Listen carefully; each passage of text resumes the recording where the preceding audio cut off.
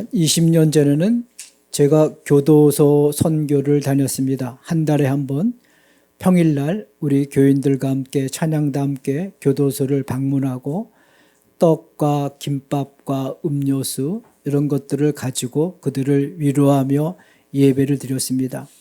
그들이 특식이 있기 때문에 재소자분들은 전부 다 나왔습니다. 특히 그중에서 제가 기억나는 교도소에 예배가 있다면 청송교도소였습니다. 제2교도소였는데 소장님이 제1, 제2교도소 재소자들을 다 불러 모으셨습니다. 그래서 한 200명 정도가 좀 안 되는 재소자분들이 다 모여오셨는데 갈 때 좀 두려웠습니다. 왜냐하면 청송교도소는 재범을 하신 분들이기 때문에 가족들마저도 멀리하고 돌아보지 않기 때문에 그 재소자들은 가장 필요한 것이 생필품이라고 합니다. 치약과 비누, 칫솔, 속옷, 수건 이런 것 때문에 늘 서로 다툰다고 합니다. 그래서 그 소식을 듣고 저희 교회가 모든 생필품을 다 몇 가지를 준비해서 함께 내려가서 예배를 드리러 들어갔을 때 그분들의 얼굴을 볼 때는 굉장히 무서웠습니다. 역시 얼굴이 상이 틀립니다.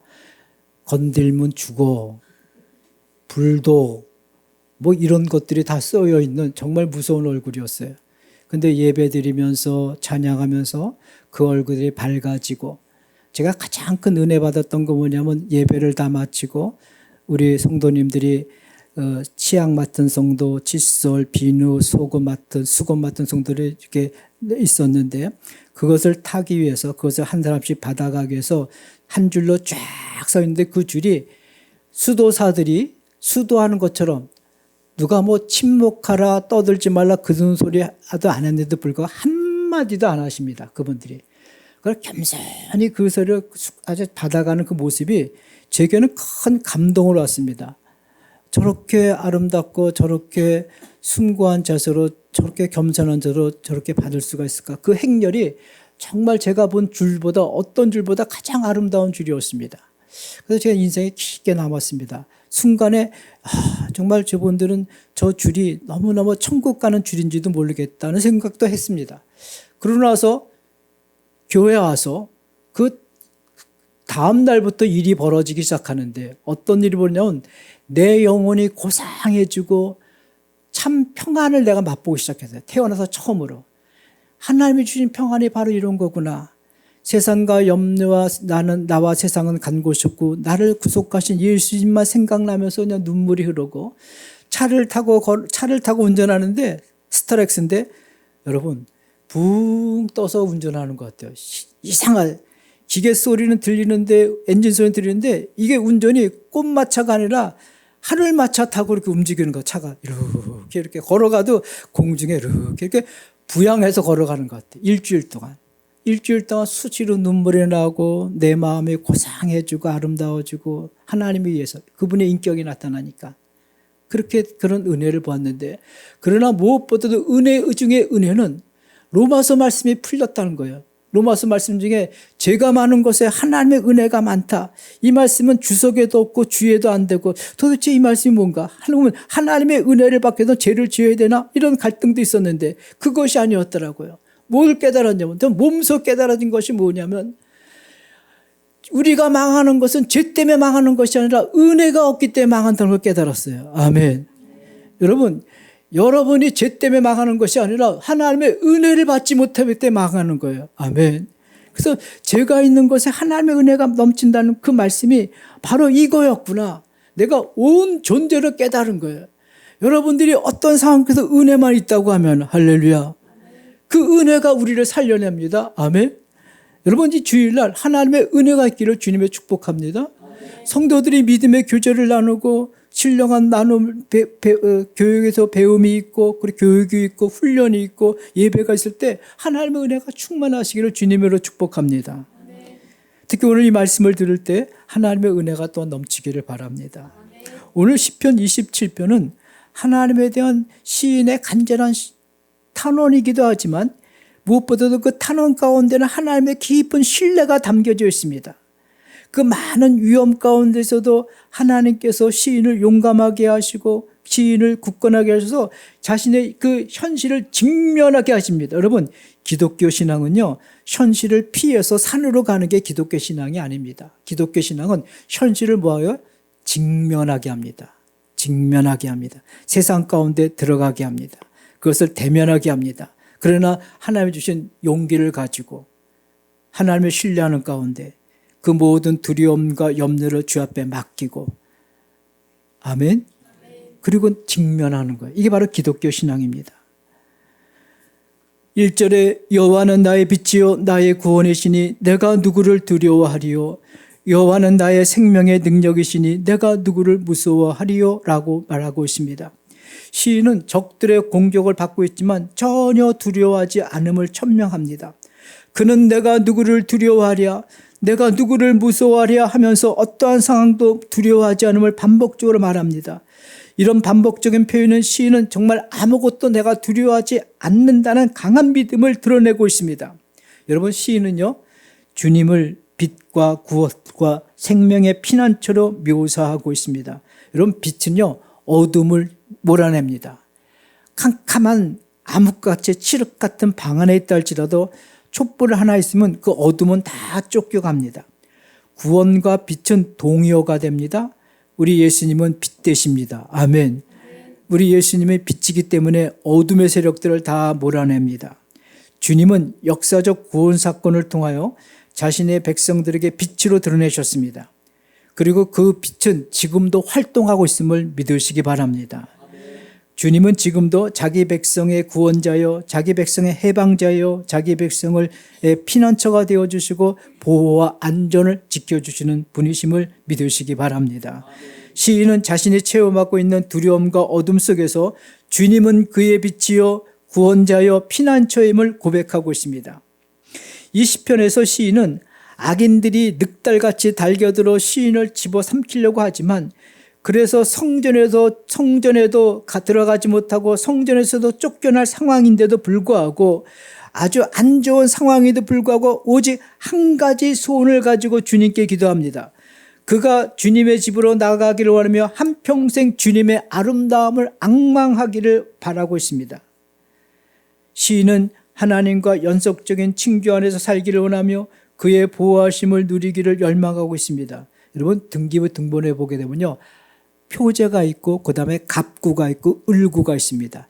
갑구에는 그 토지와 그 건물의 소유주가 이름이 들어가 있습니다. 그러니까 그 토지와 건물의 소유주 이름이 들어갔기 때문에 그 토지와 건물은 소유주 것이라는 겁니다. 소유권이 주장됩니다.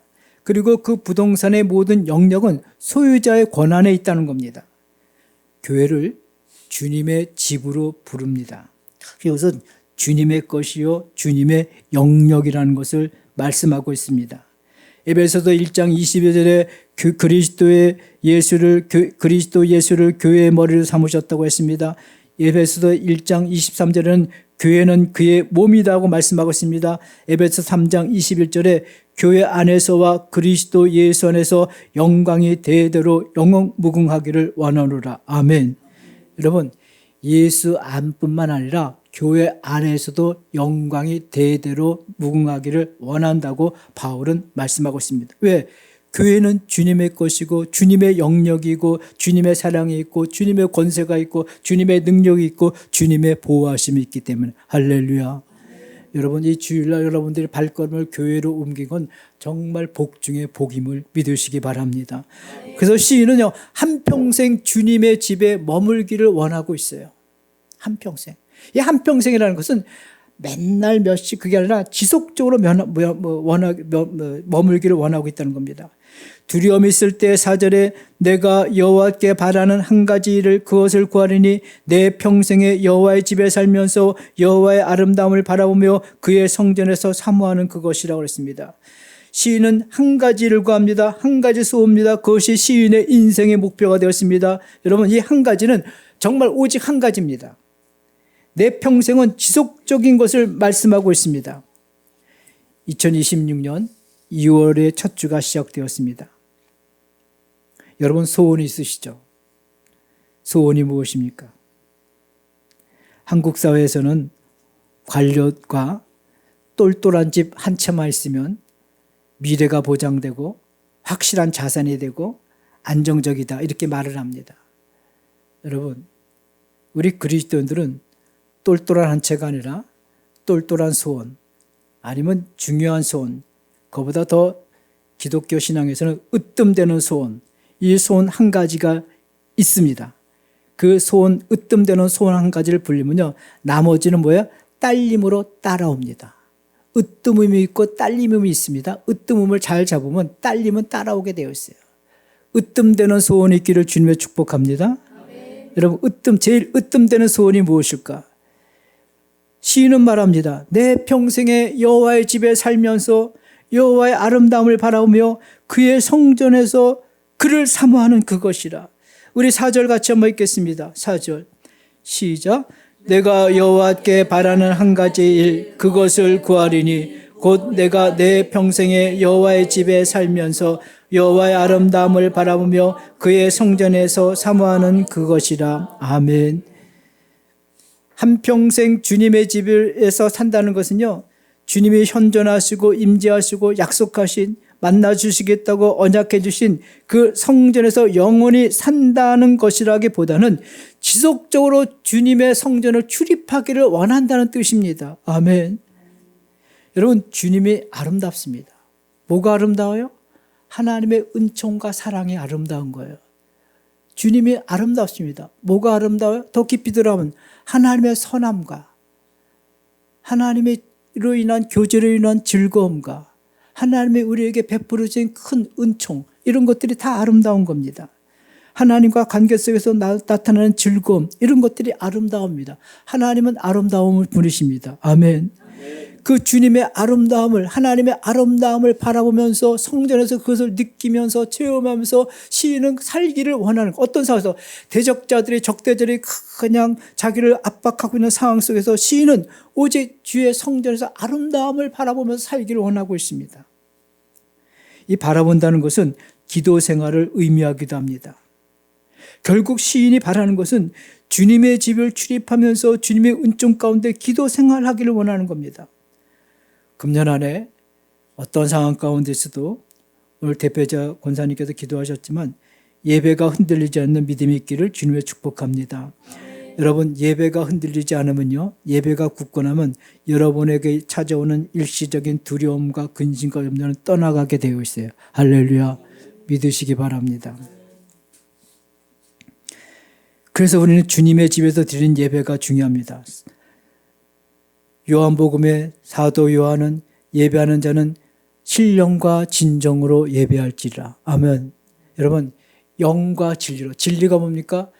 예수님의 성육신 하신 것이 진리입니다. 예수님이 몸으로 오신 것이 진리입니다. 여러분, 진리라는 것은요, 영과 진리로 예배한다는 것은 성령과 내 몸으로 예배한다는 거예요. 아멘.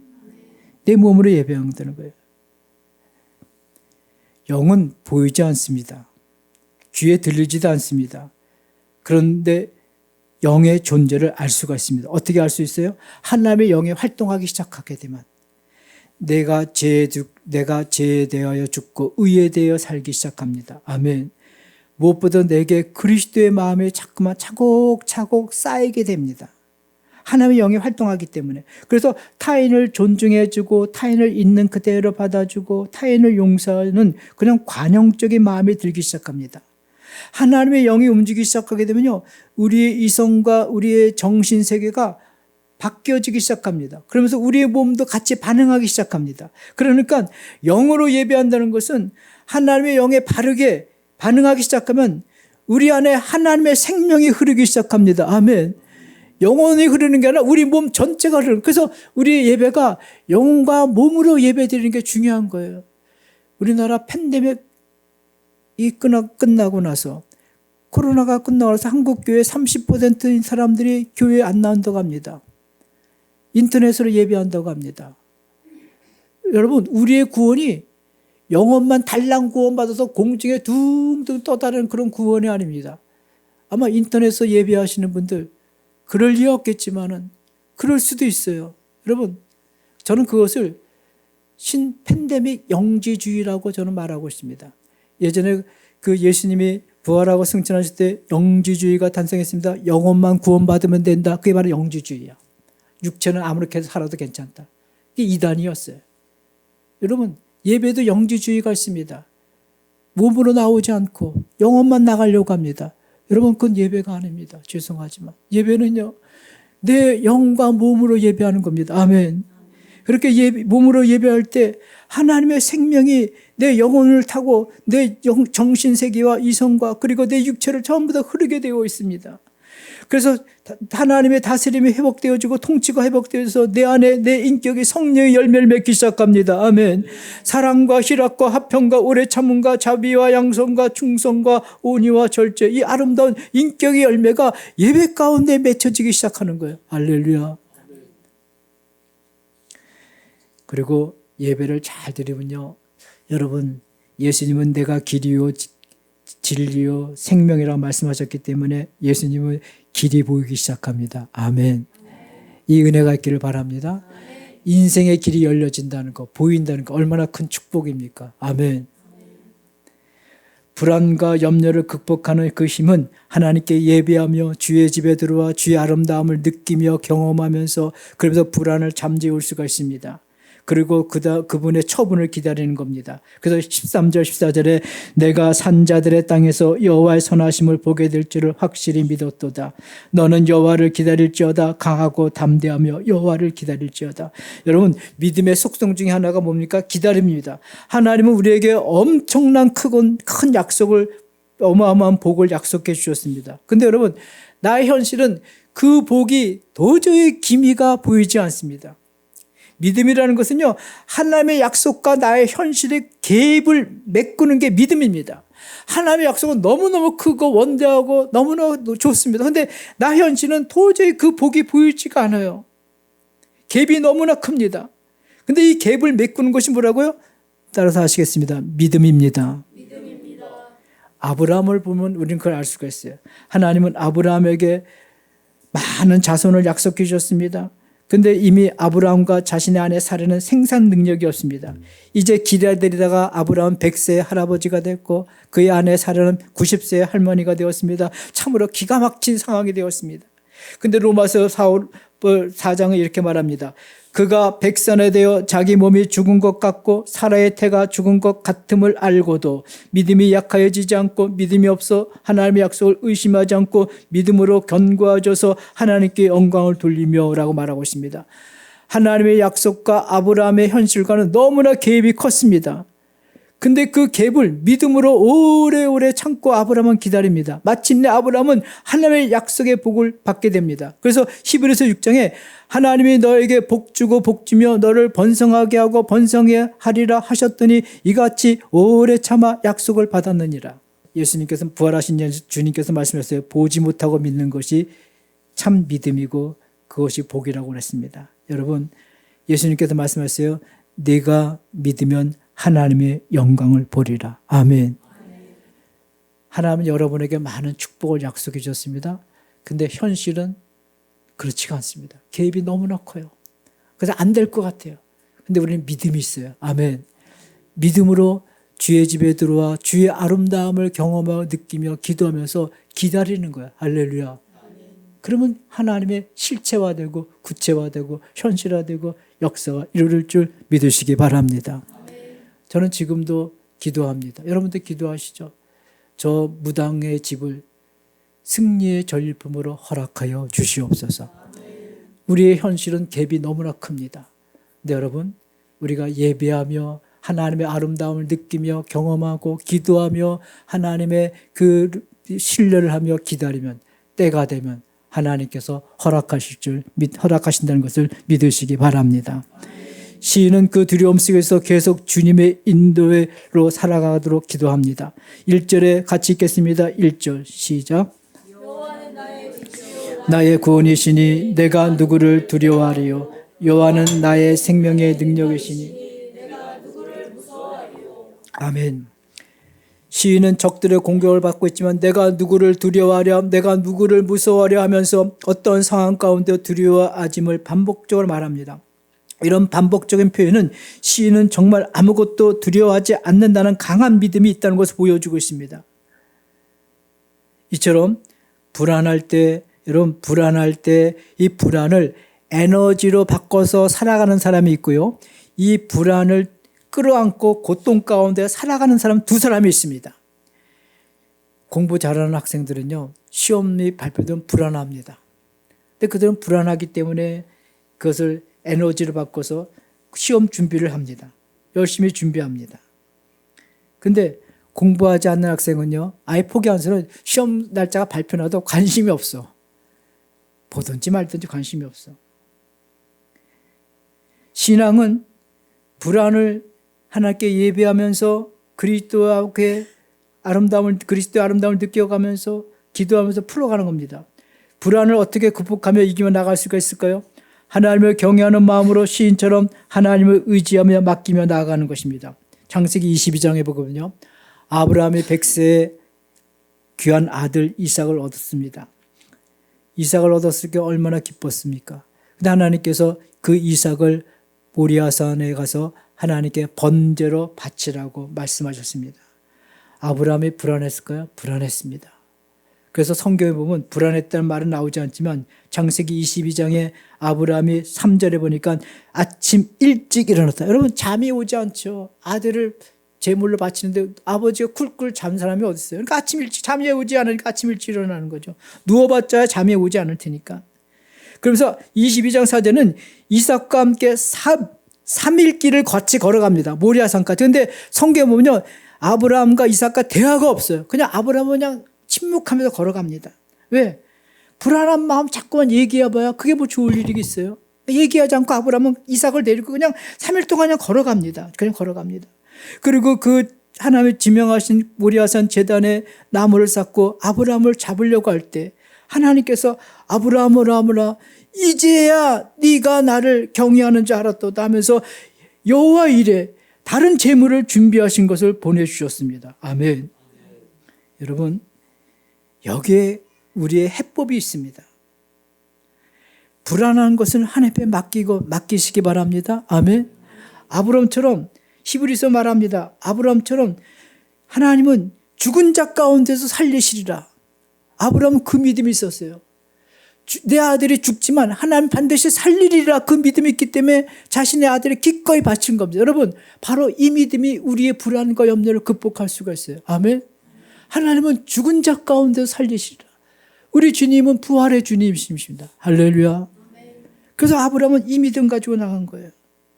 우리가 불안할 때 친구들과 만나서 차를 한잔 마시면서 불안이 잠시 해소될 수가 있고 덜어질 수가 있습니다. 그러나 그런 불안은 또 찾아옵니다. 그러나 주님의 집에 들어와서 주님의 아름다움을 느끼고 하나님의 선함과 하나님의 은총과 사랑을 느끼면서 그리고 그 모든 불안과 염려와 근심을 주 앞에 맡기며 기도하면서 나아갈 때, 기다릴 때, 그리고 나의 가장 귀한 것을 내가 포기할 때, 하나님께 드릴 때, 그때 하나님의 축복이 여호와 이레가 있다는 것을 믿으시기 바랍니다. 저와 여러분의 이런 은혜가 있기를 다시 한번 주님으로 축복합니다. 기도하면 여러분 하나님의 지혜가, 하나님의 사랑이, 하나님의 마음이 내 안에 흘러들어오기 시작합니다. 시편 27편 시인은 두려움과 싸우고 있습니다. 그는 원수들 때문에 위험한 상황에 놓여 있지만 그리고 부모마저 그를 버릴 수 있는 극심한 고통증이 있지만 그는 두려워하지 않습니다. 왜? 큰 힘이 되시는 주님께 모든 걸 의탁하고 맡기고 있기 때문에. 그래서 그는 말합니다. 한 가지 소원을 말합니다. 한평생 주님의 집에 살면서 주님의 아름다움을 우러러보고 주님의 궁정을 눈여겨보는 것입니다. 여러분 종교개혁가 마틴 루터는 황제와 교황 앞에서 그 유업과 위험 앞에서도 그는 이렇게 고백했습니다.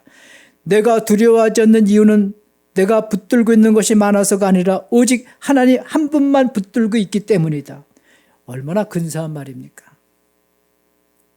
여러분들이 세상에 나가서 스펙과 부여하려고 하고 돈을 많이 벌, 재화를 많이 쌓으려고 하고 그리고 남한테 경쟁해서 절대 지지 않으려고 할 때는 그것들이 나의 스트레스가 되어 밤새 고민하고 잠 못 이루게 됩니다. 그러나 그런 것들을 다 발 밑에 내려놓고 우리가 붙들 것은 오직 하나님 한 분만 붙드는 겁니다. 아멘. 한 가지 소원. 주의 집에 들어와 주님께 예배하며 기도하면서 주님의 아름다움을 느끼는 것, 그 소원을 이루어져 나갈 때, 그리고 기도하면서 기다릴 때, 여러분 하나님은 여호와 이레의 축복으로 할렐루야 우리에게 허락하신다는 것을 믿으시기 바랍니다. 여러분 금년 안에 2월달 시작했습니다. 가장 똘똘한 집 한 채가 아니라 똘똘한 소원이 아니라 으뜸되는 소원, 아멘. 으뜸되는 이 소원을 붙들기 바랍니다. 저도 그렇고 여러분들 이 으뜸되는 소원, 주님의 집에 들어와 주님의 아름다움을 느끼면서 주님의 선함과 주님의 은총을 바라보고 주님의 그 교제로 인한 즐거움 때문에 내가 인생의 살맛이 날 때 그 두려움은 다 사라지고 기도하며 기다릴 때 하나님은 여호와 이레의 축복을 우리에게 허락하십니다. 할렐루야. 이 은혜가 있기를 주님의 축복합니다. 여러분 우리의 유일한 소원은 예수 그리스도 한 분이십니다. 그분은 우리의 빛이요 우리의 구원이시요 우리의 피난처가 되심을 증명하셨어요. 뭘로? 부활하심으로. 아멘. 예수님이 아무리 좋은 이야기하고 좋은 말씀 전하고 병자를 많이 고쳤도록 예수님이 죽어서 무덤에 계시다면 우리의 신앙은 꽝입니다. 마귀한테 질 수뿐이 없어요. 근데 예수님이 부활 승천하심으로 예수님이 하신 모든 말씀이 다 진리라는 것을 입증하셨어요. 아멘.